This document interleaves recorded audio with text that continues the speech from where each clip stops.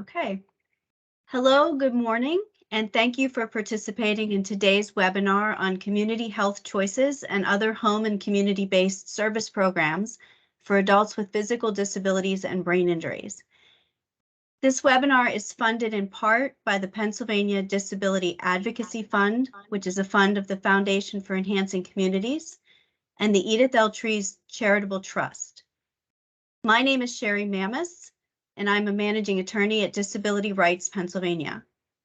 Before we begin, I want to review a few important points on how this webinar will work. This training is being recorded and will be posted on DRP's public website for future viewing.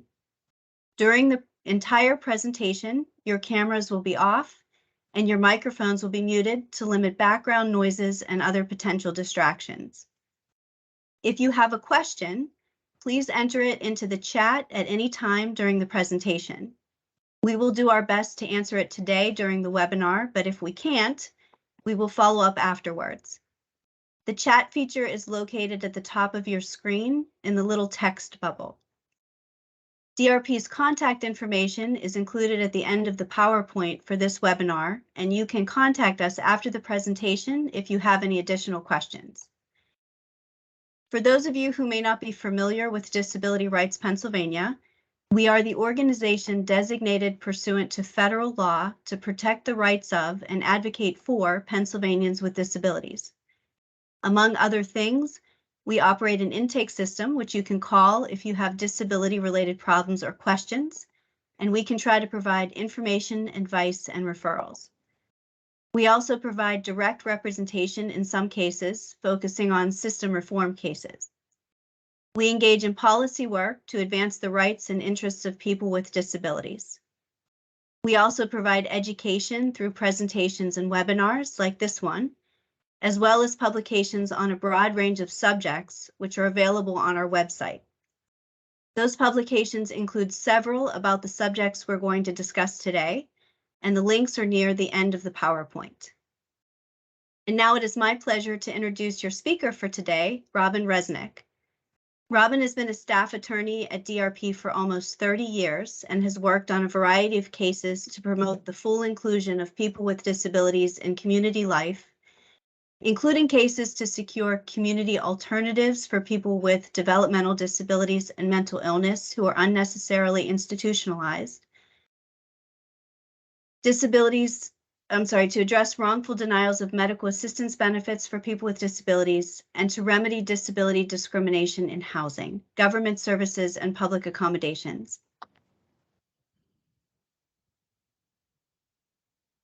And so now I'm going to turn it over to you, Robin. Take it away for us, please. Thank you, Sherry. So I want to first start with an overview of what we're going to cover today because it's a lot of material. So in Pennsylvania, there are multiple programs that provide various home and community-based services for adults with disabilities and brain injury.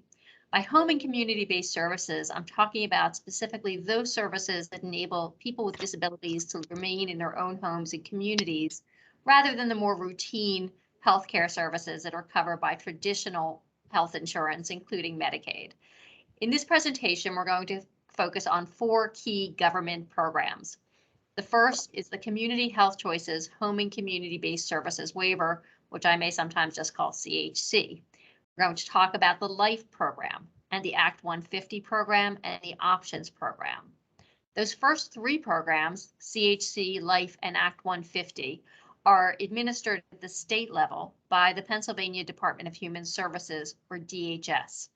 The Options program is administered at the state level by the Pennsylvania Department of Aging.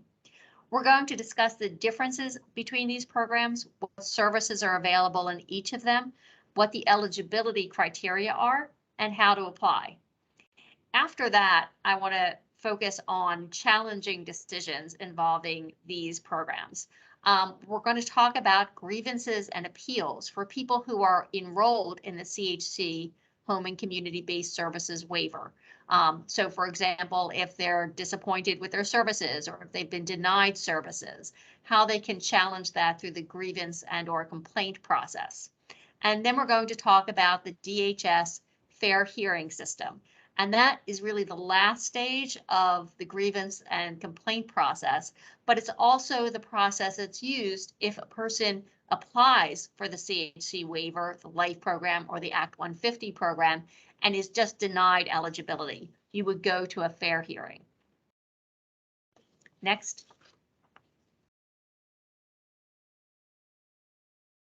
So before we talk about the Community Health Choices Home and Community-Based Services Waiver, we need to understand that there's really two things with the name Community Health Choices in Pennsylvania.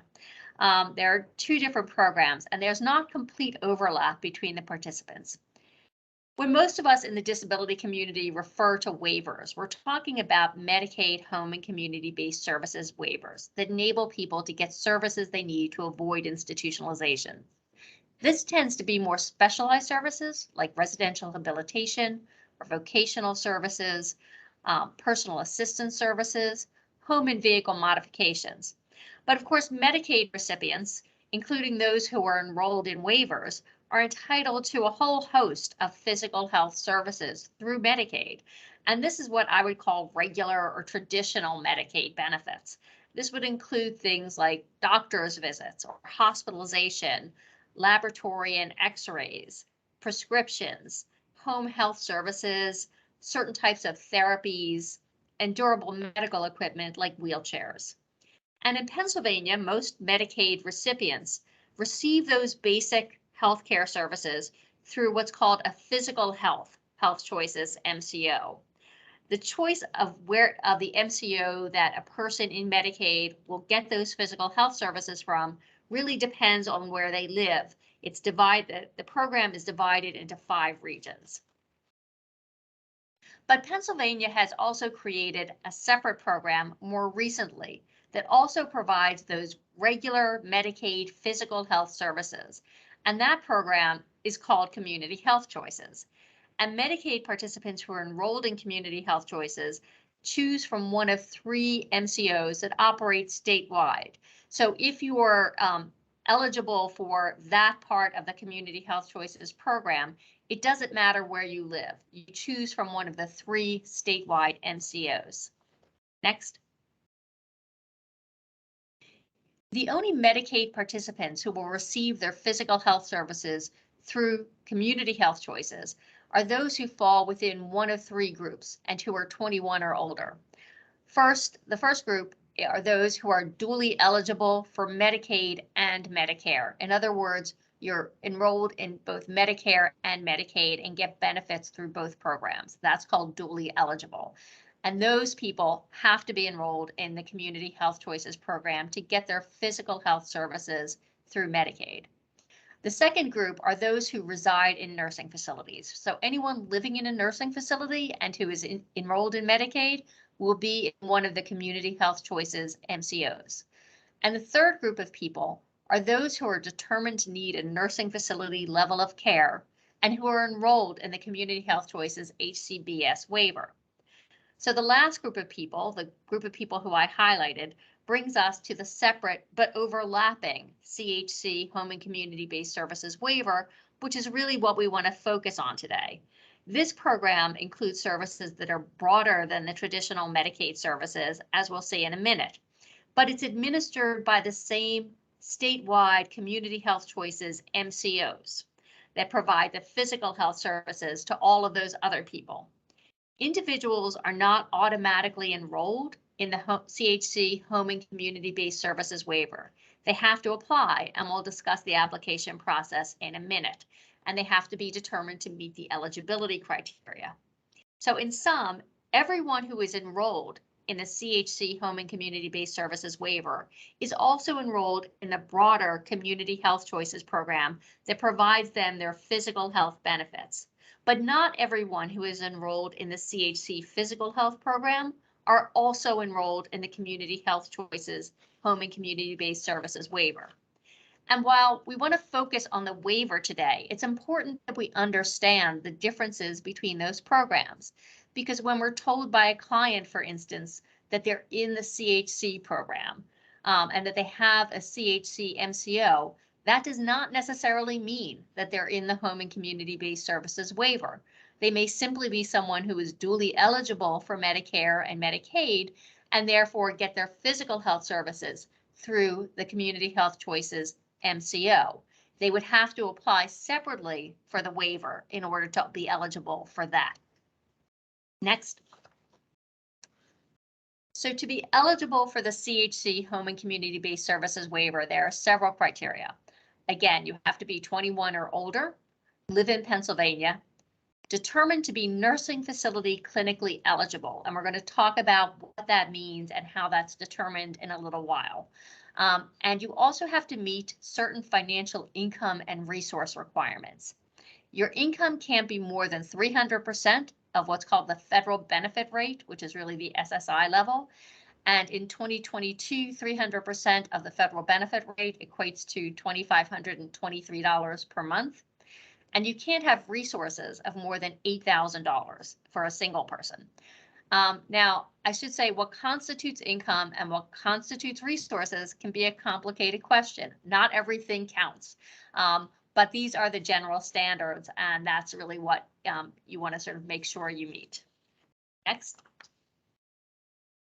For individuals who are determined to be eligible for the CHC Home and Community-Based Services Waiver and are enrolled in that waiver, they're entitled to a range of services and supports that go far beyond what traditional Medicaid can provide. So the goal of the CHC Home and Community-Based Services Waiver, like all Medicaid waivers, is to enable individuals to avoid institutionalization and remain in their own homes and communities. This slide presents a partial but not an exhaustive list of services that are available to individuals who are determined to be eligible for the CHC Home and Community-Based Services Waiver. So you'll see that it includes various types of residential supports, vocational services, therapies, home health services, respite, and other services. The precise scope of these services, what they are, how they're defined, whether there are limits on them, and who can provide them, is detailed in what's called the application for the HCBS waiver that Pennsylvania DHS submits to the federal government. And the specific services that are available and the service definitions are found in Appendix C of that application document. At the end of the PowerPoint, I provided a link to the current 2022 version of that waiver. Again, it's a long document, but if you focus on what's called Appendix C, that's really where the services are defined, and you can get a much better sense of what's covered by this program. But there are a few services that we want to highlight. First, not yet, Sherry, sorry. First, I want to talk about residential habilitation, which is services that provide between 8 and 24 hours daily in a residential setting. The setting should be in an integrated community placement, and it's designed to enable an individual to acquire basic skills that they need to maximize their independence in performing daily living activities and to participate in community life. What I would note is while residential habilitation is theoretically available under the CHC HCBS waiver, we have encountered issues with people being able to actually access that program. Providers are reluctant to provide this service in the CHC waiver. And that is an issue that DRP, for instance, is looking into. So if you know anyone who has that issue, they should probably contact us. Another important service that can help people transition out of institutions is called Community Transition Services. And this allows payment of one-time expenses for individuals who move from institutional settings or provider-operated living arrangements to independent or private living arrangements where they're responsible to pay their own living expenses. So we know that for someone who is in an institution, they probably don't have money to provide a down payment or deposit on a apartment or for utilities. They can't pay their moving expenses or to buy the essential furnishings that they would need to set up housekeeping. So community transition services actually is money that's paid to people. They can receive up to $4,000 in their lifetime for those types of expenses. Another important service that's available in this waiver is cognitive rehabilitation therapy, which is geared towards people with brain injury or other neurological issues to help them with their neurological functioning, including memory, language, and executive functioning. Community integration is a service that's basically intended to help individuals learn to keep and improve their self-help, communication, socialization, and adaptive skills so that they can maximize their functioning in the community. Community integration is really the only day habilitation service that's available in this waiver. Like residential habilitation, this is a more limited service in this waiver than it would be in the ODP waivers for people with intellectual disabilities and autism. This community integration service is capped at 12 hours per week, although it can go up to 21 hours per week if the MCO allows that. But it's much more limited than it would be in other settings. Personal assistance services are services that enable individuals to live more integrated lives. It includes helping them to complete activities of daily living, such as eating, bathing, dressing. It can also include supervising individuals who can't safely be left alone. It includes assistance with health maintenance activities, providing routine support with things like meal planning and maintaining health regimens and assisting with therapies. And personal assistance services is probably one of the most used services in the CHC Home and Community-Based Services waiver. Home adaptations are another important service. So this basically are physical adaptations to a primary private residence of an individual that are needed to enable him to have greater independence in the home. This can be things like widened doorways or putting in slip-resistant floors or modifying kitchens and baths to make them more accessible, and also adding accessible alert systems. This would include the purchase, rental, installation, maintenance, repairs, and even getting permits to make those modifications if needed. One thing I will say is things like wheelchair ramps, stair glides, ceiling lifts, and the installation of those types of technology, that's actually no longer covered by the waiver. It's covered by the regular Medicaid program. So basically anyone in Medicaid is now entitled to those services. But again, if you're in CHC, it's all going to come through the MCO, so you can get those services too.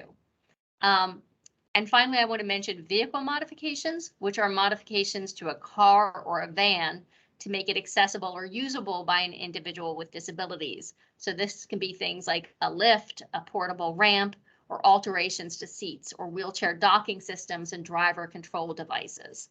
So these are all the various types of benefits that are available through this waiver. Next slide.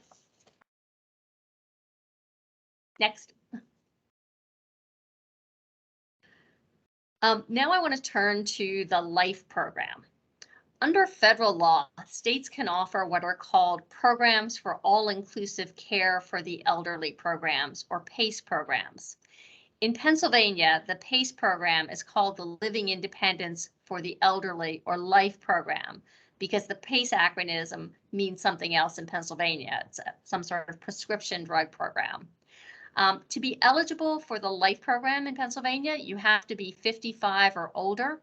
Again, like the CHC waiver, you have to be determined to be nursing facility clinically eligible. You have to meet the financial and resource requirements for Medicaid or be duly eligible for Medicaid or Medicare, or be able to privately pay. You have to be able to be safely served in the community. And finally, you have to live in an area where there is a LIFE provider that serves your area. Not everyone in Pennsylvania will live in an area that's served by the LIFE program. It literally depends on what zip code you live in. But I've given you the link where you can determine whether or not a particular zip code is served by a LIFE program. Next slide. So the LIFE program is a managed care program, which means that you would get all of your services through providers that have chosen to participate in the LIFE programs network. This would include both regular or traditional types of healthcare services like doctors and dental services and hospitals, emergency services, prescriptions, medical supplies, as well as some things that we would consider home and community-based services, like personal care services, social services, transportation. The list here is a partial list of services that is available through the LIFE program. It's not exhaustive. It offers a lot of the services that the CHC Home and Community-Based Services Waiver does, but not all. For instance, it doesn't provide any types of vocational services, which isn't necessarily surprising since this program is limited to those who are 55 or older, whereas CHC Home and Community-Based Services Waiver starts at age 21. There are also no types of habilitation services like community integration, and there's no residential support services. On the other hand, there is one unique feature of the LIFE program that's not available in CHC, and that's called the LIFE Center, which is a physical place where people can socialize and also take some of their appointments. There are going to be some people who will be eligible for both the CHC Home and Community-Based Services Waiver and the LIFE program. In that case, it's going to be important for the person to sort of assess what services are most important to them and whether the particular program has those services, as well as whether the providers they use are enrolled in the different programs, so that they can determine which one will best fit their needs. However, once you make a choice, if you're eligible for both, you're not stuck with it. You can actually switch between those two programs. Next. And next. Hold, Robin, before we move on, we did get a question in the chat from Asia, which actually was at the end of your wrapping up the CHC waiver discussion. But she's asking which specific modifications are available in Medicaid, not just in waiver. You had named a couple. Yeah, so those would be, I believe it's metal wheelchair ramps, it's ceiling lifts, it's stair glides, and I think stair lifts, as well as the installation of those of that equipment. Those are now regular Medicaid benefits that every Medicaid participant who needs them should be able to receive through whatever MCO they're enrolled in, whether it's CHC or one of the physical health choices programs. Thank you. I think, okay, thank you. We'll move on to the next slide then. Okay. While Medicaid, including the CHC Home and Community-Based Services Waiver, is jointly funded by the state and federal government, the Act 150 program is funded solely by Pennsylvania. This program dates back to the 1990s and was really one of the first programs in Pennsylvania that offered in-home assistance to people with physical disabilities. The eligibility criteria for Act 150 are listed on the slide. The person has to be between the ages of 18 and 59 when they apply, inclusive. Now, if you become eligible before age 59, you can continue to receive services through Act 150 after you turn 60, but you have to become eligible before age 60. You have to live in Pennsylvania. You have to be determined to be nursing facility clinically eligible, like the waiver and the LIFE program. You have to have a physical impairment that's expected to last a continuous period of not less than 12 months, or that may result in death. You have to be capable of hiring, firing, and supervising your personal assistance workers, managing your own financial affairs, managing your own legal affairs, and directing your own care.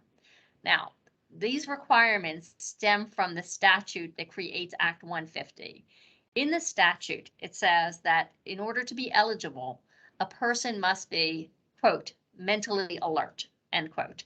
I think that's an unfortunate phrase, but that's the phrase that the statute used.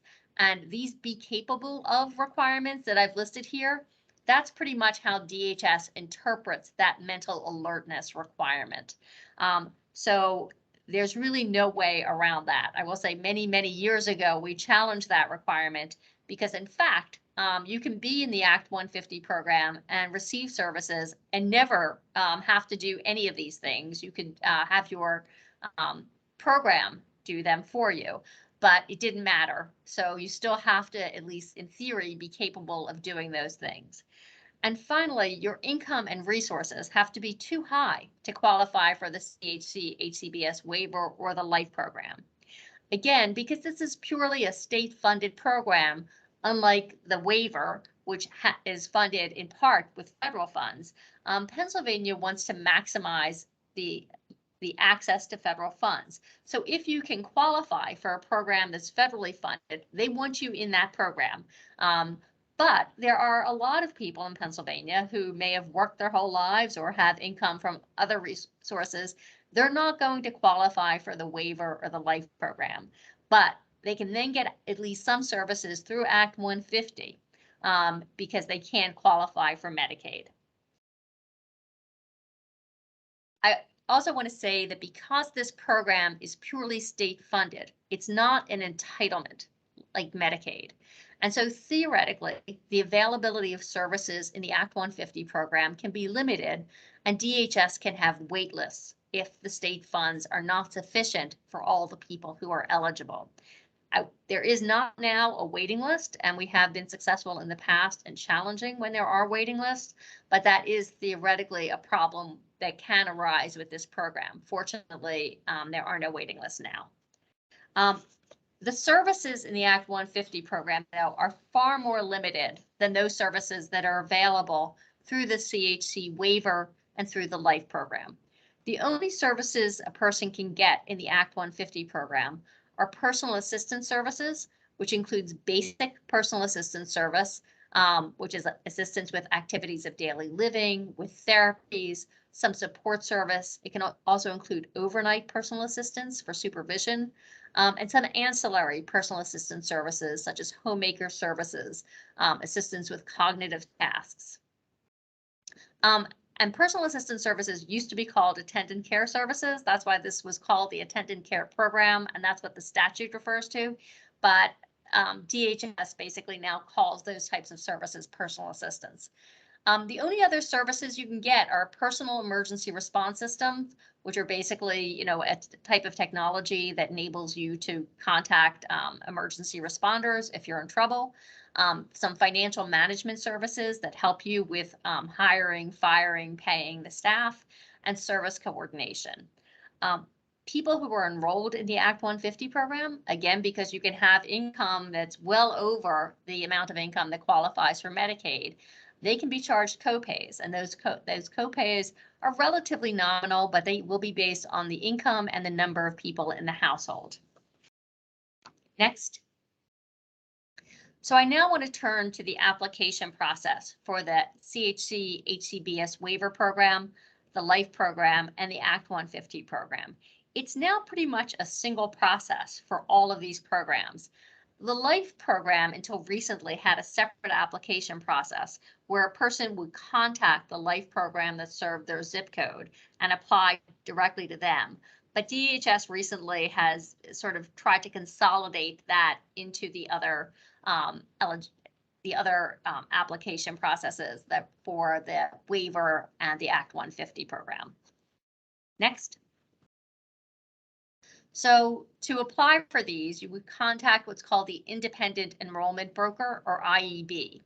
The IEB currently is a corporation called Maximus, and Maximus contracts with DHS to act as the independent enrollment broker to basically help people through the application process.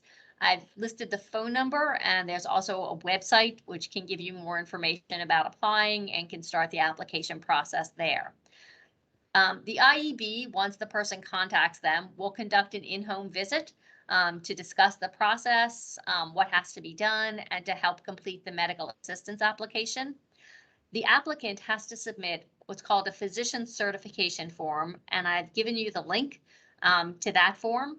And that form has to basically be submitted by the individual's own physician and certify that the individual is nursing facility clinically eligible. The form can now be electronically signed, and there's information about that on the IEB's website. It's really important that any applicant who wants to apply for these programs checks with their physician to make sure that that certification is timely submitted. It has to be submitted within 86 days of the first in-home visit. If it's not submitted you can be denied eligibility for any of these programs simply because the certification form wasn't submitted. And believe it or not, a lot of people are denied because their physicians really just don't timely comply with this. Next. So while the physician certification form that your doctor submits attests that the applicant is eligible for a nursing facility level of care that's to qualify for these programs, that actually is not determinative of the question. Instead, the Pennsylvania Department of Human Services requires that applicants have a functional eligibility determination to assess if they are nursing facility clinically eligible. The County Area Agency on Aging, or AAA, will conduct the functional eligibility determination. It should be conducted where the applicant is located, whether it's at home or a hospital or a nursing home or even a correctional facility. I've given a link to the current FED form or functional eligibility determination form on the slide. And when you look at it, you'll see that it looks at various items. It looks at cognition, such as memory impairments or disoriented thinking. It looks at behavioral issues, such as wandering or resisting care, the extent to which the individual can perform different activities of daily living, issues around continence, and whether the applicant receives any treatments or procedures like suctioning or trach care, whether they're vent dependent or whether they need wound care. Next.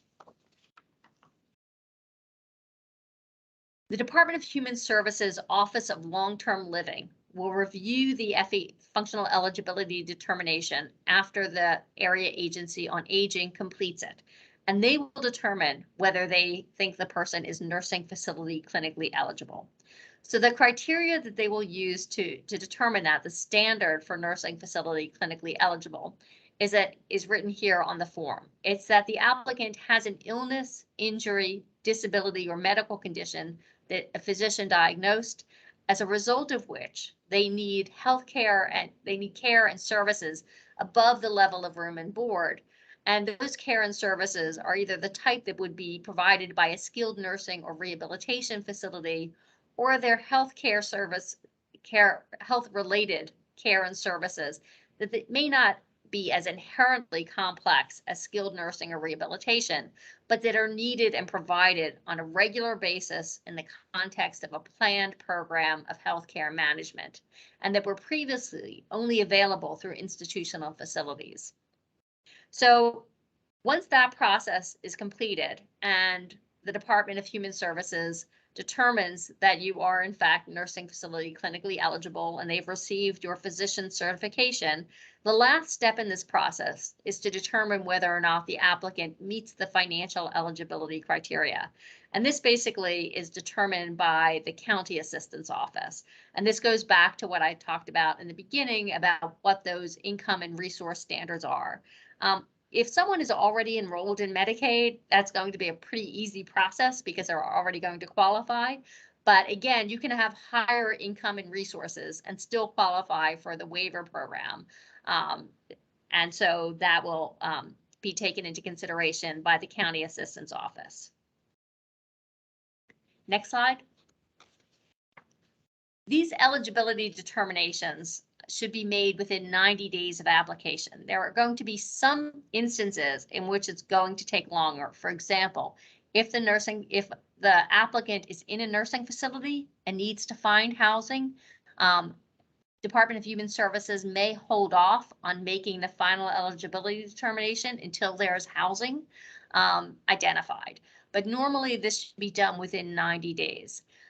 Once the determination is made, the applicant should receive a written determination, and that determination will also spell out appeal rights if they are determined to be ineligible. Essentially, if the person is nursing facility clinically eligible and meets the Medicaid financial eligibility criteria and is ages 21 and older, they will qualify for the waiver. If they are nursing facility clinically eligible, Medicaid eligible, and they're age 55 or older and live in a life program zip code, they will qualify for either the waiver or the life program. If they're nursing facility clinically eligible but they're not financially eligible for Medicaid, and they're under age 60, they will be offered the Act 150 program services. If they're nursing facility clinically eligible, but they're not financially eligible for Medicaid, and they're age 60 or older, they should be referred to the Options program, which I'm going to talk about in a minute.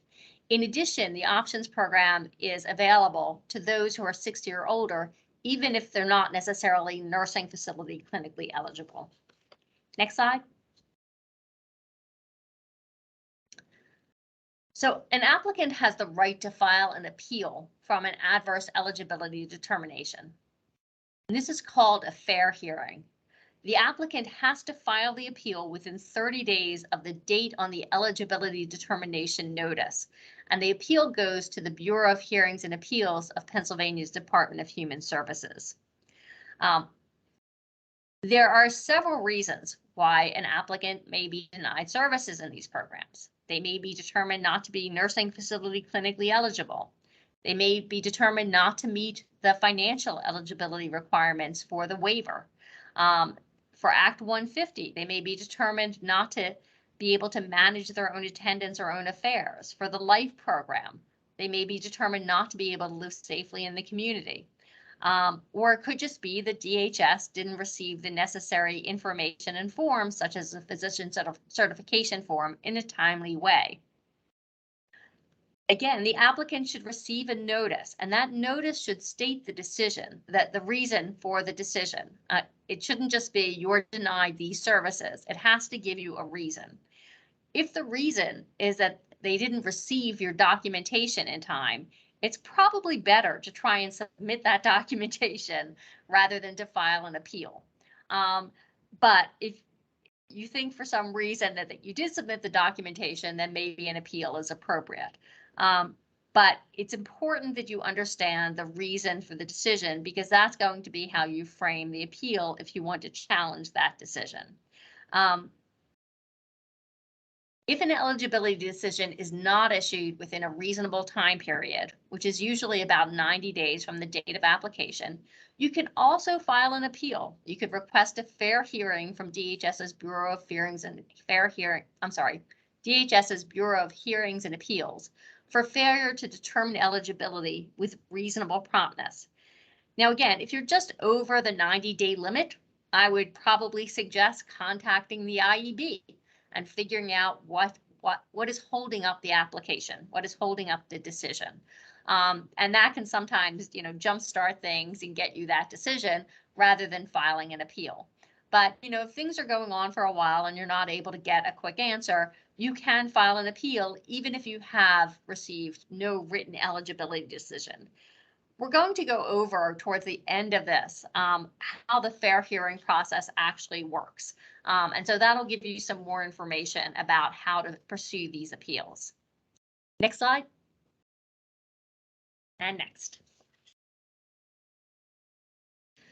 So as I mentioned, if you're found not eligible for the CHC waiver or the LIFE program or the Act 150 program, you may be referred to the Options program if your age is 60 or older. The eligibility requirements are that you be a Pennsylvania resident, 60 or older, have some degree of frailty with respect to physical and/or mental status that impacts your daily functioning, and are not residing in a personal care home, an assisted living residence, a nursing home, or a correctional facility. So note that you don't need to be nursing facility clinically eligible to qualify for the Options program. So Options program participants who are determined to be eligible for the waiver or the LIFE program will no longer qualify for the Options program. It's probably a good idea for those who are 60 or older to apply through the IEB for those other programs rather than just go to the Options program, because the other programs, as we'll see, will provide a far broader array of services. And also because some of them are Medicaid funded rather than purely state funded, the state really wants people to use those services rather than rely on the Options program. But if you want to apply for the Options program, you have to do that by contacting the County Area Agency on Aging. And I've given you the link that has contact information for the various county area agencies on aging. Next slide.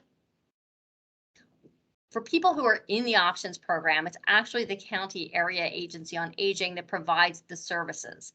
There are mandatory services and optional services that are may be available through the options program.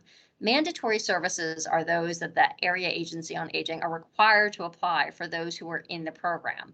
And this would include things like care or case management, home delivered meals, adult day services, and personal care services. So they're pretty important services for older people in particular who are need assistance to stay in their homes, but they're not the full array of services that you would find in some of these other programs. Next slide. There are other services that counties can provide if they choose, and I've listed them in this slide. So it would include emergency services, home health services, home modifications, medical equipment and supplies, personal emergency response systems, and medical transportation. Next slide. Unlike these other programs, there's actually a monthly cap on the cost of services that any individual options program participant can receive. And that currently is $765 per month, which is averaged over 12 months. So if you think about it, that's really not very much services that a person is going to get in this program. Still, it can be better than nothing, but you need to consider that it's a pretty limited amount of services. In addition, the services are actually dependent on the availability of funding, and eligibility can be prioritized on need. So there can be waiting lists for these programs in various counties, and that's considered perfectly okay. In addition, we've had experiences where counties can run out of funds before the end of the fiscal year, and they literally will just stop services for everyone in the program. Doesn't happen often, but it has happened. Individuals in this program can be charged co-pays, which are called cost sharing. It will be based on the individual's income, and if applicable, their spouse's income will be considered as well. Next slide. So individuals can appeal decisions about the options program if they're determined not to be eligible. So you apply for the options program and you're told you're not eligible, you can file an appeal. If you're in the options program and the county decides to deny, reduce, or terminate your services entirely, you can appeal that decision as well. You cannot appeal any decision to just place you on a waiting list, nor can you appeal a termination due to non-payment of your co-payments. Those things are not appealable. If you are determined to be ineligible, or you have determined not to be eligible to receive a specific service, you should receive a decision about that includes information about how to appeal. And in the option system, that is called a notice of adverse action. Next slide. To appeal an options program decision, first you have to file what's called an informal complaint with your county area agency on aging within 30 days of receipt of the notice of adverse action. If the appeal relates to the reduction or termination of services, you will continue to receive those services at the existing level pending the resolution of that complaint. The area agency on aging is supposed to decide that informal complaint within 10 days, or actually recommend a resolution. It doesn't actually decide it. If the individual does not agree with that recommended solution, they can request a formal hearing by writing to the Secretary of the Pennsylvania Department of Aging within 30 days after they receive the recommended resolution from the area agency on aging. The hearing is actually not conducted by the Department of Aging. It's conducted by DHS's Bureau of Hearings and Appeals. The hearing should be conducted within 45 days. After that happens, the administrative law judge who conducts the hearing will send a proposed report to the Department of Aging, which recommends a decision. And then the Department of Aging will issue a final order within 30 business days from the date of the hearing. Anyone who disagrees with that final order of the Department of Aging, their only recourse is to file an appeal to the Pennsylvania Commonwealth Court within 30 days of the decision. Next slide. So now we've discussed the 4 different programs that primarily serve Pennsylvanians with disabilities and brain injury, and how to apply for those programs and challenge terminations about ineligibility.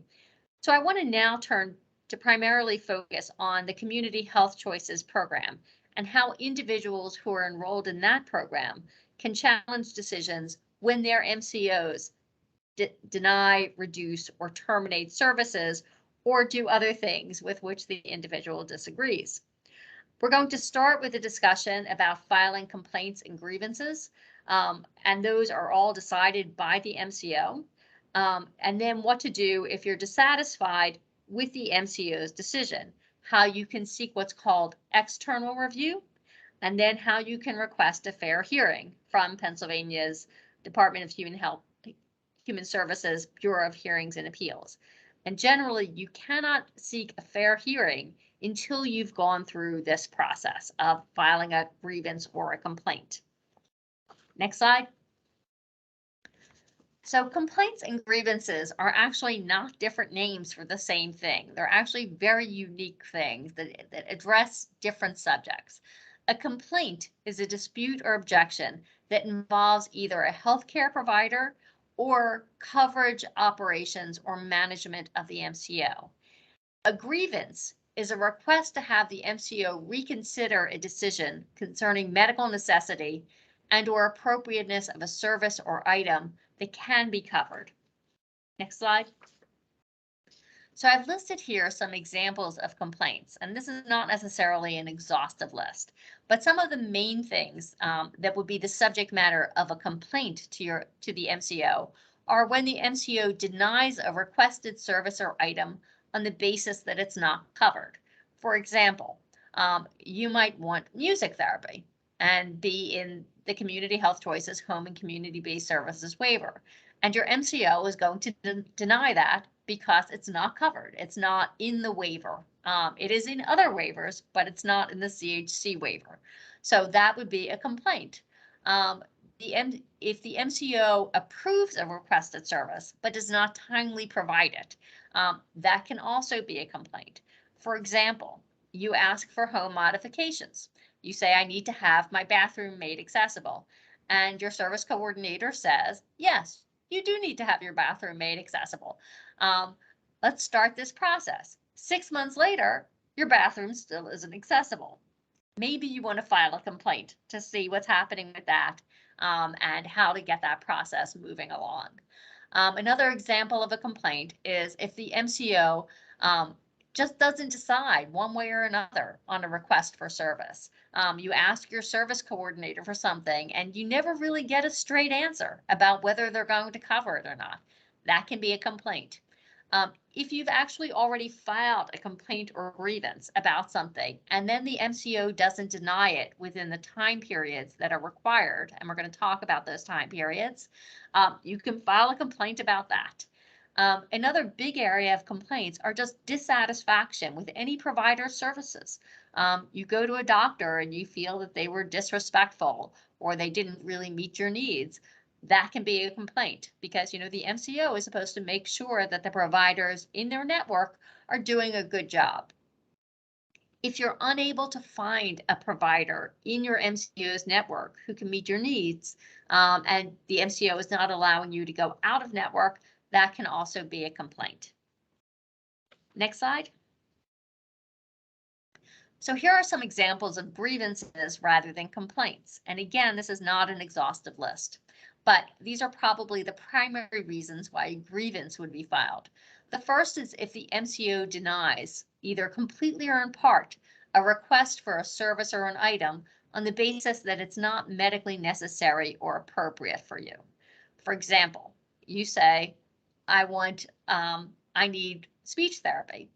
And they say, I don't really think you do. So and they'll say it's not medically necessary. And that's going to be a grievance rather than a complaint. They're not disputing that it's covered. They're just saying that you don't need it. If the MCO issues a limited authorization for the service. So for example, you've asked for personal assistance services and they say, yes, I think you need personal assistance services, but you've asked for 80 hours a week and they've authorized only 20. That can be a grievance. If the MCO denies a requested service or item, but approves a different type.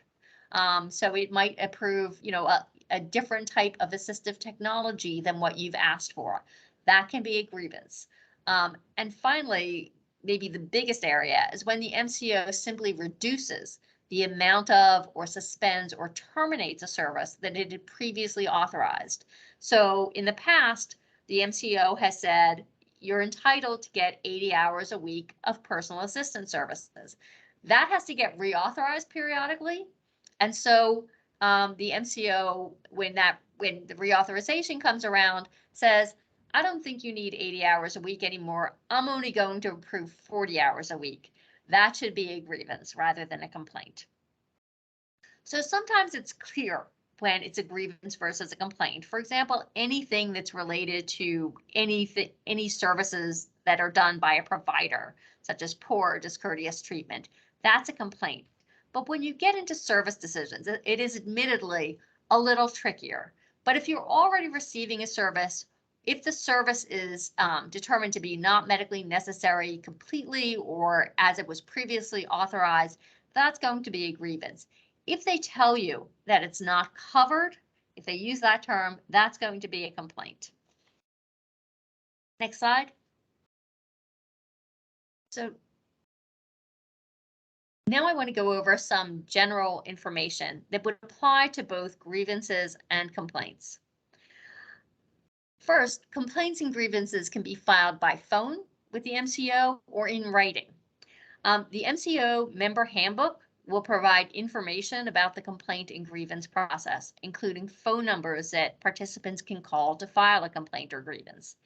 If a participant chooses to file a complaint or grievance by phone, it's important, it's actually required, that it ultimately be reduced to writing and signed by the participant. That should not hold the process up. The process should continue, but before the process is done, that has to be done. If a participant starts the process by phone, it's really important that they get the name of the person they're talking to, that they get any number that's assigned to the complaint or grievance, that they get the information they need to document that this was actually done, because we've certainly seen instances where these verbal complaints and grievances are filed and then the MCO claims that it never happened. So important that that be done if you're going to file it verbally. But that's an important option because, as we'll see, there are times when this has to be done pretty quickly and you want to do it pretty quickly. And so you don't want to wait, and being able to do it by phone can, rather than put it in writing immediately, is an important option. Sometimes a participant may learn from their service coordinator or their provider that their services are going to be cut or changed or terminated. They don't need to wait until they get a formal written notice of decision before they file a complaint or grievance. You can actually start the process earlier. The participant can also have a representative, or in some cases even have their provider, file a complaint or grievance for them. But the participant has to provide written consent. Now, I want to distinguish that from a situation in which a person, because of their disability, needs a reasonable accommodation. They need assistance because of their disability. For instance, someone with ALS who cannot speak and wants to file a verbal complaint. So they want to have someone speak for them and file that complaint. The MCO should not deny that and insist that they put something in writing before they accept that complaint. That's a reasonable accommodation that they need because of their disability. Next slide. An individual who files a complaint or grievance has the right to receive information from the MCO at no cost, and that information would include things like the person's medical records, any documents or records that the MCO relied on to make its decision, including medical necessity criteria or information about coverage limits. For example, there might be standards, specific standards that they use or to determine what amount of personal assistance is necessary. Those criteria should be given to the person because it's going to be important for the person to have that information to know what they're up against. Basically, how the MCO is making that decision so that they can show that the decision is wrong or that the criteria is wrong.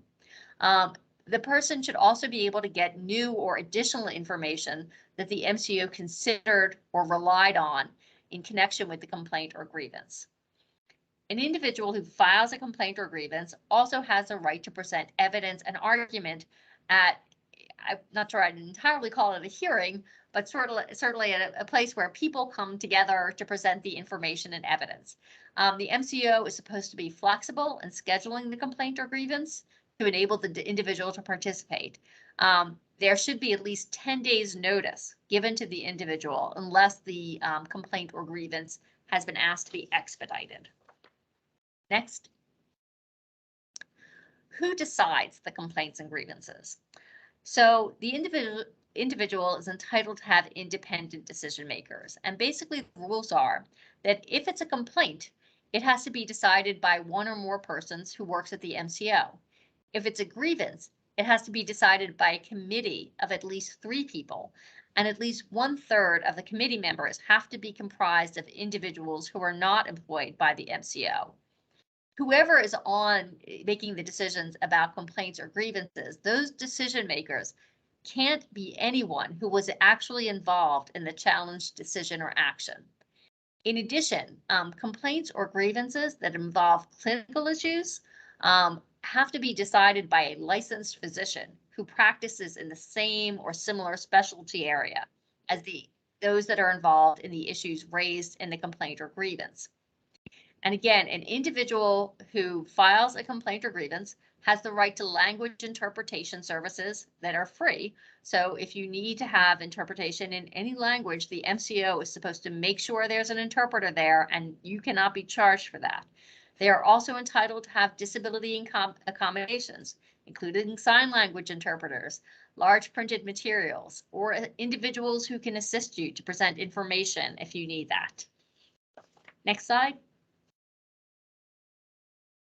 I mentioned earlier expedited review of a complaint or grievance. That is a possibility if waiting the standard time frame would jeopardize your life, your physical or your mental health, or your ability to attain, maintain, or regain maximum function.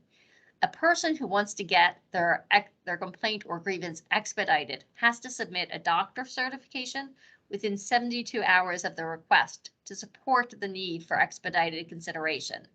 If they do that, then the complaint or grievance has to be expedited, and the MCO must issue a decision within 48 hours of receipt of the doctor certification or within 72 hours of receiving the request for expedited review, whichever is shorter.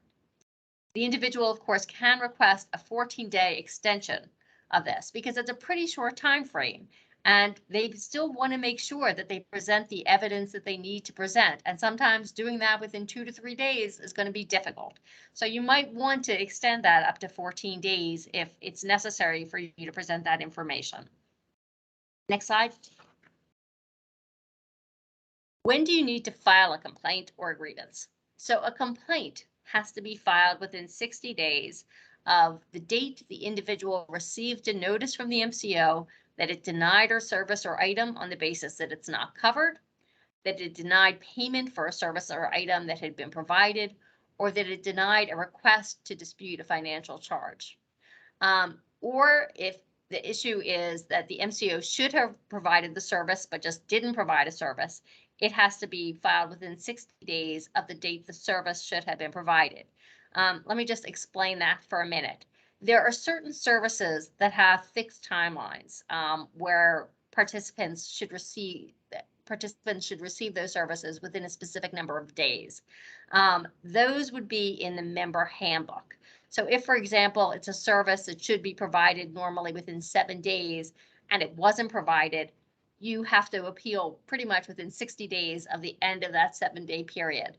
But many services, particularly those in the home and community-based services side, really don't have fixed timelines like that.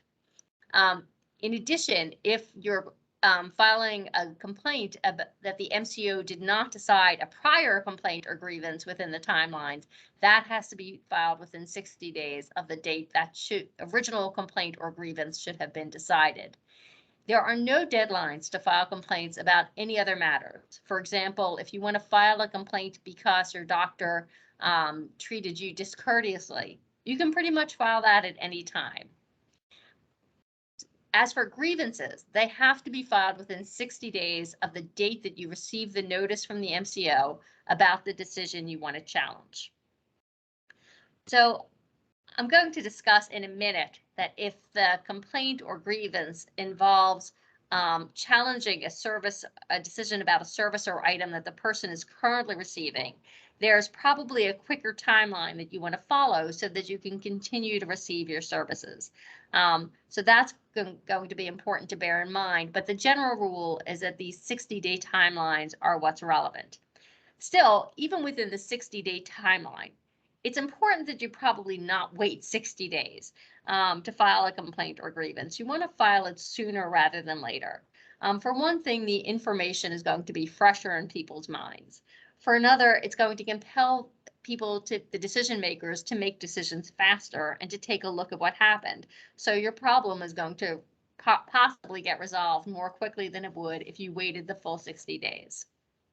Next slide.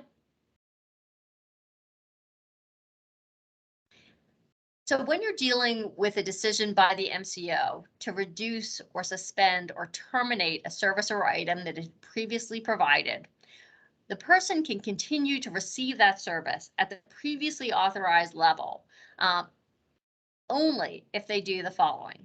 They have to file the complaint or grievance, whichever is applicable, within 10 days of the date on the written notice. And again, let me emphasize, this is the date on the notice, not the date the notice is received, which can come later. And this is why sometimes being able to file a verbal complaint can be important, because you may not actually receive that notice much before that 10-day period expires.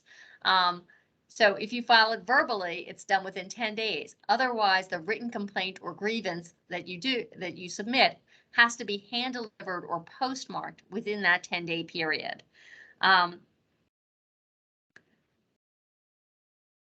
So note that this does not apply to denials of services. So let me just sort of be specific about what I'm talking about. So say a person has asked for personal assistance services and says, I need personal assistance services. They've never had those services from their MCO before. The MCO says, no, I don't think you need them, and submits that decision. They would have a 60-day period to file that grievance. They should file it earlier, but if they filed it even within 10 days, that doesn't mean they're going to get personal assistance services because they've never had it before. They're going to have to wait to have that grievance and other appeals decided before that service is possibly received. But if the person had previously been authorized by their MCO to receive, say, 60 hours a week of personal assistance services, and then the MCO says, I don't think you need 60 hours a week anymore. I think you'll be fine with 25 hours a week. If they file that grievance within 10 days of the date on the written notice, they can continue to receive their 60 hours a week until that grievance is decided, and possibly, as we'll see, maybe even longer. But at least until the grievance is decided, they can continue to receive it, but only if they file within 10 days. If they wait longer than that, those services are going to be cut to 25 hours a week until the grievance is decided. And if it's overturned, then those services will be reinstated. So that's really the distinction that I'm talking about here. Next slide. So once a complaint or grievance is decided, the MCO is filed. The MCO has to decide it within 30 days after it was filed, unless, of course, it was expedited. The individual can request an extension of that 30 days for up to 14 days. Again, if they're trying to get together information that they think would be useful for the appeal, that might be something they can do. The MCO has to provide a written decision that talks about the reasons for its decision as to whether to grant or deny the complaint or the grievance. If the MCO decides the complaint or grievance in favor of the individual, then they should receive the disputed service or item within 72 hours. If they rule against the individual, then the individual has several options depending on what's involved. If it's a complaint, they can file what's called a second level complaint within 45 days of the initial decision. If it's a complaint or grievance, they can file for external review, and then they can ultimately request a fair hearing. I'm going to talk about each of these things now. Next slide. So a second level complaint basically provides another opportunity to present evidence and to make arguments. Once that's filed, it has to be decided within 45 days. And then if dissatisfied, the person can seek external review. It's not necessary to file a second level complaint before seeking external review or a fair hearing if the complaint involved the types of issues that I've listed on the slide. And that would include things like, for example, the service was denied on the basis that it wasn't covered, or the service was approved but hasn't been delivered in a timely manner. So it's not always necessary to file a second level complaint, because that can sometimes delay things and may not necessarily change the outcome. You may want to skip that, but again, it's up to the individual. Next slide. So we talked earlier about maintaining services while a grievance or a complaint is pending, when a decision has been made to reduce or suspend or terminate services that have previously been authorized, as long as the individual filed their complaint or grievance within 10 days of the date on the notice of decision. So once the complaint or grievance has been decided, if you've had that aid pending and you want to maintain it through further review, there is again a really short timeline. So you would have to file your request for external review and for a fair hearing within 10 days. And these are two different requests that go to two different places. The request for external review is not the same as a request for a fair hearing. The important thing is that you actually have to file both of them within 10 days of the date on the written decision of the complaint or grievance. Again, it's not the date that you receive it. It's the date on the decision. And so even though the fair hearing might not be decided until after the external review, you can't wait and file your request for a fair hearing after your external review is denied. Because if you wait and do that, you will not maintain your aid pending through the fair hearing. It will end after the external review. So it's really best, again, if you've been receiving services like personal assistance services at a certain level, and the MCO says, I don't think you need those services anymore, or I think you need less services, you have to file within 10 days. You have to file your grievance within 10 days of the date on the notice. And then if your grievance is denied, then you have to file for both external review and for a fair hearing within 10 days of the date of the grievance decision, in order to maintain that same level of service until the end of the full appeal process. Next slide. So an individual whose complaint or grievance is unsuccessful can file a request for external review.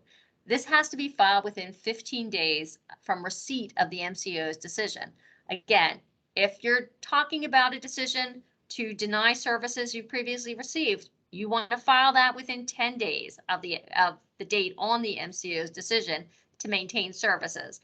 But if it's anything else, or if you don't care about maintaining services, it's okay to file it within 15 days. The request for external review goes to either the Pennsylvania Department of Health or the Pennsylvania Department of Insurance. The Pennsylvania Department of Health handles issues involving how a provider delivers services, while the Pennsylvania Insurance Department handles issues involving the MCO's decisions, policies, procedures, and practices. But there really is no wrong door. So if you file with DOH and it should go to the Department of Insurance, they'll just send it over, and vice versa. I will say the notice from the MCO, when they decide a complaint or a grievance, they should include in that how to seek external review. So that should include the addresses about where to send those requests for external reviews. And they have to be mailed. There's no verbal request here. They have to be submitted in writing. Next slide. An external review is conducted by a doctor who's not affiliated with the MCO. And so once a request for an external review is made, the MCO sends up its file on the complaint or the grievance. The individual and the MCO can both submit additional information. Copies are supposed to be sent to the other side within 15 days of filing their request. So if you think there's more information that would be relevant to consider, you want to make sure that that's submitted. And then the doctor has 60 days to decide the request for external review. Next. So I now want to turn to the fair hearing process that's administered by the Department of Human Services Bureau of Hearings and Appeals. We spoke earlier about the CHC HCBS Waiver, the LIFE program, and the Act 150 program. And I said that if an applicant is determined to be ineligible for any or all of those programs, they can file an appeal using this fair hearing process. In addition, this is the process that's used when a person who is in the CHC HCBS waiver files a complaint or grievance and is unhappy with the MCO's decision and any decision on external review. Next slide. So as I said, an appeal to DHS's Bureau of Hearings and Appeals, which is usually called a fair hearing, can be filed to challenge, specific types of decisions, including eligibility decisions for the programs we've talked about, and a failure to determine eligibility within a reasonable period of time, specifically around 90 days, and any decisions on complaints or grievances by a CHC MCO. The information about how to file an appeal should be included on the denial notice that you receive or on the complaint or grievance decision. But the appeal should include at least the reason you're appealing, the type of hearing that's requested, which is either an in-person hearing or a hearing by telephone. If any accommodations are needed for the hearing or the appeal, you want to make sure that that's included. If language or interpreter services are needed, that should be included as well. If you have a representative, which can be a lawyer, but doesn't have to be a lawyer, it can be a family member or a friend who is going to represent you at the fair hearing, you want to note that in your request for a fair hearing as well. If you need the fair hearing to be expedited, you should include that. The request for a fair hearing has to be signed and dated by the individual. If for some reason you're filing a request for a fair hearing because you've applied for one of the programs we've talked about, but you just never received a decision and you think that that wasn't done with reasonable promptness, you're obviously not going to have a notice.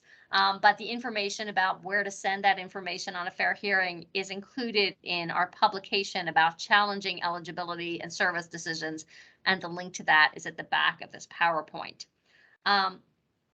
You can request an expedited fair hearing if delay is going to jeopardize life, health, or ability to attain, maintain, or regain maximum functioning. Again, you would need to submit a signed certification from the doctor to support that request. It's always important when you're filing a request for a fair hearing. Again, this has to be done by mail. It can't be done verbally. So you want to send it in a manner that allows you to confirm and track delivery to make sure that it's received and so that you have proof of that. Next slide. So the timelines for appeal. So as we mentioned earlier, if what you're appealing is a denial for eligibility for the CHC Home and Community-Based Services Waiver, the LIFE program, or the Act 150 program, that has to be filed within 30 days of the date on the notice.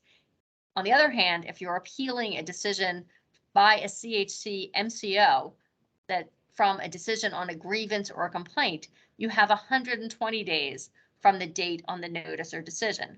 Now, again, you probably want to do that sooner rather than later, rather than wait 120 days. And also, if you need to maintain aid pending, so you want to maintain the same level of services, that would need to be done within 10 days. Next slide. After you file an appeal with DHS's Bureau of Hearings and Appeals, they can offer you what's called a pre-hearing conference. And the point of that is to just try and resolve the matter. It's basically a settlement discussion. The process is optional. It doesn't replace or delay the fair hearing. And if you're not satisfied with the pre-hearing conference results, if there are any results, you can just go forward with the fair hearing. If it's offered, it's often a good thing to do because it may give you some insight into what the other side is thinking, what they think the strengths and weaknesses of their case are, and it might be a way to resolve the matter more quickly than waiting for a fair hearing decision. Next slide. So I want to talk a little bit about how to prepare for a fair hearing. There are different types of information that you can get, and you want to make sure that you have all the information you need to present a good case. So you're entitled to receive certain information before the fair hearing, and this should come automatically. You should get copies of all information that were used to make the decision.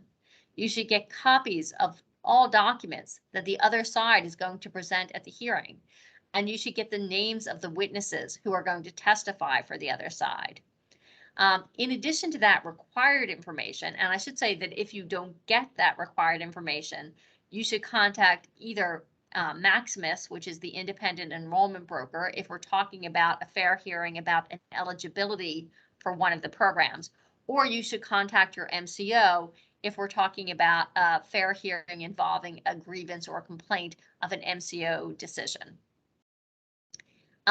In addition to that mandatory information, you can also request, submit records requests that ask for additional information from various sources that might be available. And that could be information from the independent enrollment broker, from the county assistance office, if, for example, it's an issue involving financial eligibility, or in the case of an MCO decision involving the CHC waiver, you can ask for records requests from the MCO about anything else that you think might be relevant that wouldn't be within the entitled information that you should get.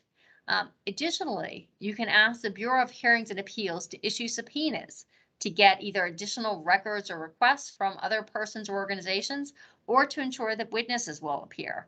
For example, you may need to make sure that your doctor is available to testify, and doctors tend to be very busy and not necessarily want to come to these hearings. So you might have to issue a subpoena and then they will have to come.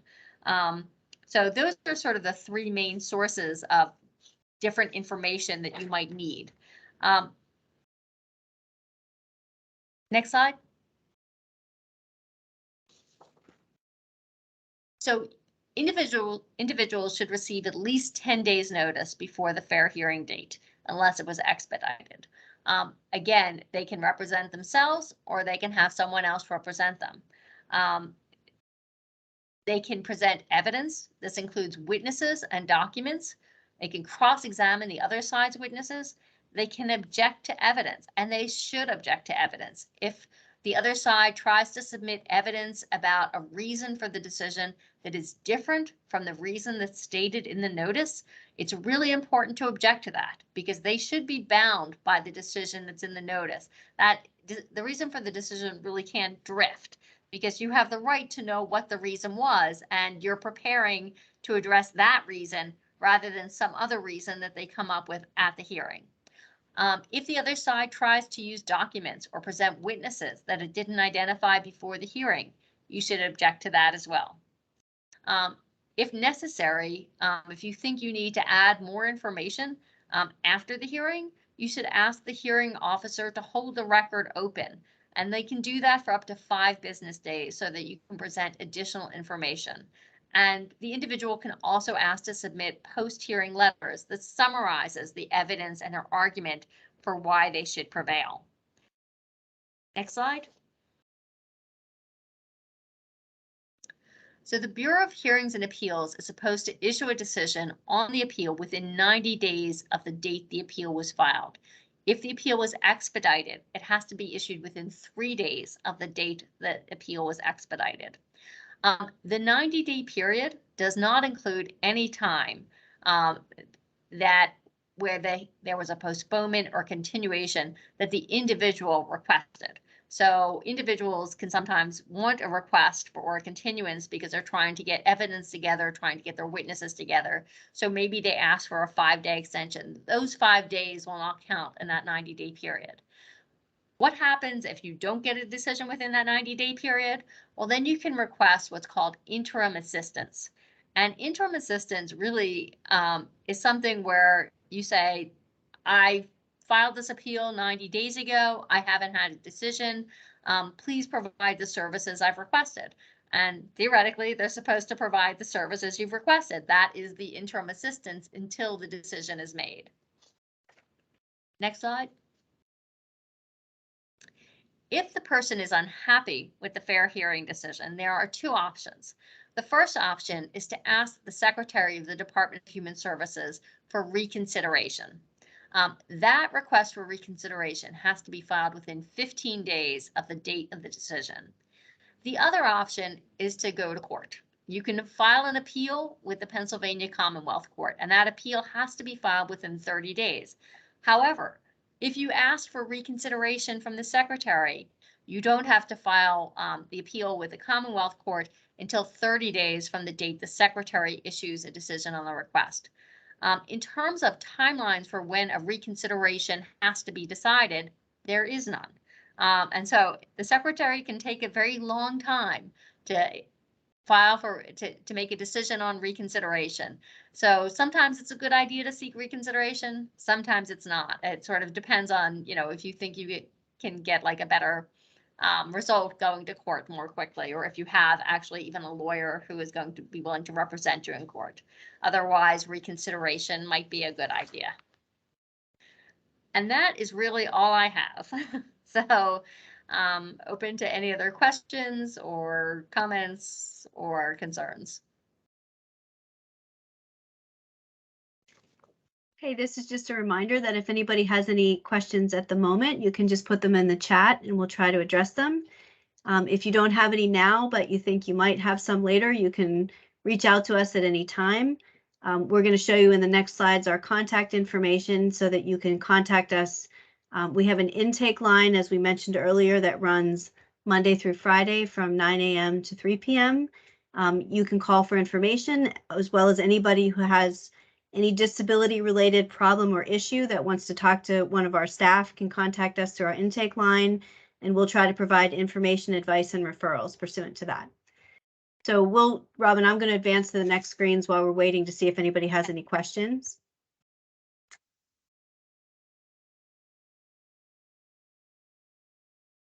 You want to go ahead and talk about the resources? Yeah, so the resources on this page are really the 3 publications that we created that was really sort of the prep for this webinar. The first one really discusses the 4 programs that we talked about earlier, which is the CHC Home and Community-Based Waiver, the LIFE program, the Act 150 program, and the Options program, the different eligibility criteria, and how to apply. The second one goes into more detail about the different services that are available through the Home and Community-Based Services Waiver. Some of the ones we've talked about here, some that we didn't talk about in such detail. And the last one, it really is sort of the second part of this webinar, which is about challenging eligibility and service decisions under the CHC Home and Community-Based Services Waiver. So this is about grievances and appeals and external reviews and fair hearings. These documents, so the first one is the actual, what's called the application for the CHC Home and Community-Based Services Waiver. This is what DHS submits to the federal government and the federal government approves. This, I tend to look at these documents as sort of contracts. So this is sort of the boundaries of what DHS has to provide. It talks about who is eligible. It talks about the various eligibility criteria, how it's administered, what service coordinators are supposed to do. Gives you estimates on costs and how many people are going to be served. But perhaps most significantly in that part called Appendix C is really where the service definitions are and the list of services. So anyone, if you have any questions about what services are available, or if your MCO is saying, no, this doesn't fall within the boundaries of personal assistance services, you can look at the service definition and see what the standards are. The next document is really a link to DHS's explanation about the Pennsylvania Life Program. It's a, there's some information on there, including, for example, the sort of internal link about how to find a particular life program within a particular zip code. But there's not too much information there, but it'll give you some idea about what the life program is. The Act 150 program guidelines is pretty comprehensive description of how the Act 150 program works, including assessing copays and fees. The options program information is from the Department of Aging, and that too provides some information about how the options program works, what the limits are on that program, the caps we discussed, the different services that are available. So that can give you some more resources if you want more information about those programs.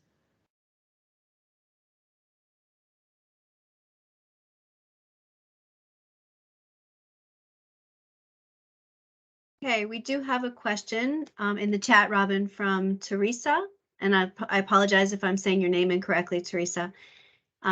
Teresa says, I'm helping a person whose services have been terminated. Medicaid, Medicare, and food stamps have been lowered. Can you advise me where I should start in helping this person? So I think you'd kind of need to look at whatever documents the person got in terms of why the decision was made to terminate.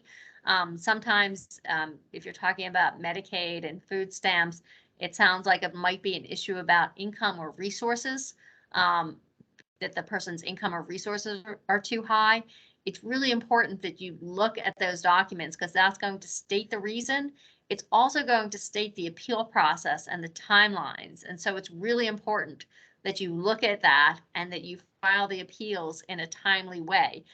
If the person, I'm talking here about Medicaid in particular, if they were eligible for Medicaid and they're being told it's being terminated, I believe they can maintain services pending appeal if they file within 10 days of the date on that notice. So you want to try and do that. But without pinning down from the notice what the reason is, it's kind of hard to say. If it's financial, they might say, your income this month was $1,500 a month, which is too high. Well, you need to go over with the client what was their income. There's also some publications on DHS's website when it comes to financial eligibility. It's called the Medicaid Eligibility Handbook. If you Google DHS and Medicaid Eligibility Handbook, it will come up. It's kind of complicated, but that'll sort of give you some information about what counts as income and what counts as resources and what doesn't. The other thing I would tell you is I don't know what county you're in, but often if the person was eligible for Medicaid or food stamps, they might be eligible for legal services. And it would be really important for them to contact their legal services organization, which might be able to assist them in any appeal. But you don't really want to miss the deadlines for appeal, and you really don't want to miss any deadline for maintaining aid pending appeal.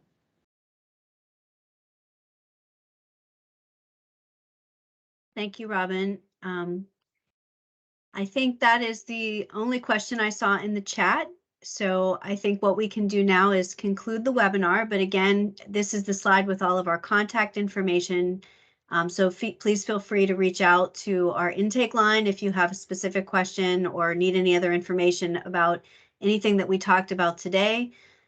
We will be posting the video of this webinar as well as the PowerPoint that accompanied this webinar on our website. I'm not a techie person, but I assume that's going to happen within this week, if not within the day. I believe we'll be putting it on our resources page on our website. So look for it there. There's a topic under the resources page that references CHC, Community Health Choices, and that's where this information will be posted. So we want to thank you again today for joining us, and we really appreciate your participation. And have a great week. Thank Thank you. you.